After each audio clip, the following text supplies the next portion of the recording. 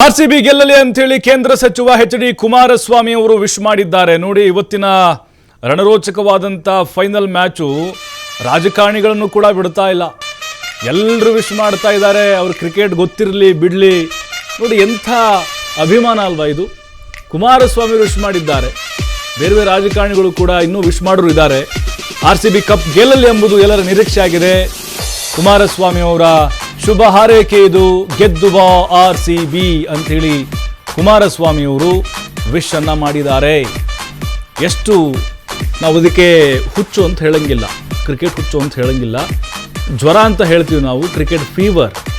ಎಷ್ಟರ ಮಟ್ಟಿಗೆ ಅಭಿಮಾನ ಇದೆ ಅನ್ನೋದಕ್ಕೆ ಈಗ ರಾಜಕಾರಣಿಗಳ ಈ ಅಭಿಪ್ರಾಯಗಳ ಸಾಕ್ಷಿ ಆಗ್ತಾ ಇದೆ.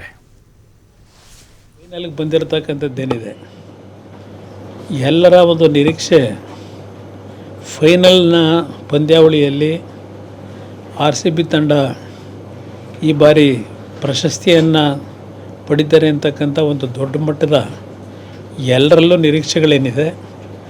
ಈ ಬಾರಿಯ ಫೈನಲ್ನಲ್ಲಿ ಆರ್.ಸಿ.ಬಿ ತಂಡ ಯಶಸ್ವಿಯಾಗಿ ಕಪ್ಪನ್ನು ಪಡೆಯತಕ್ಕಂಥದ್ರಲ್ಲಿ ಎಲ್ಲರ ಶ್ರಮ, ನಮ್ಮ ಕ್ರೀಡಾಪಟುಗಳು ಇವತ್ತು ಯಶಸ್ಸನ್ನು ಕಾಣಲಿ ಅಂತಕ್ಕಂಥ ಒಂದು ಶುಭ ಹಾರೈಸ್ತೇನೆ.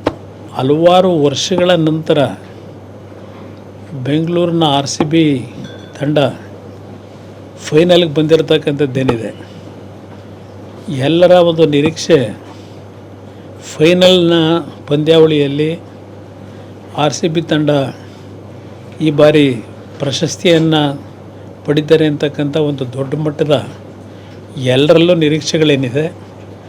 ಈ ಬಾರಿಯ ಫೈನಲ್ನಲ್ಲಿ ಆರ್.ಸಿ.ಬಿ ತಂಡ ಯಶಸ್ವಿಯಾಗಿ ಕಪ್ಪನ್ನು ಪಡೆಯತಕ್ಕಂಥದ್ರಲ್ಲಿ ಎಲ್ಲರ ಶ್ರಮ, ನಮ್ಮ ಕ್ರೀಡಾಪಟುಗಳು ಇವತ್ತು ಯಶಸ್ಸನ್ನು ಕಾಣಲಿ ಅಂತಕ್ಕಂಥ ಒಂದು ಶುಭ ಹಾರೈಸ್ತೇನೆ. ಹಲವಾರು ವರ್ಷಗಳ ನಂತರ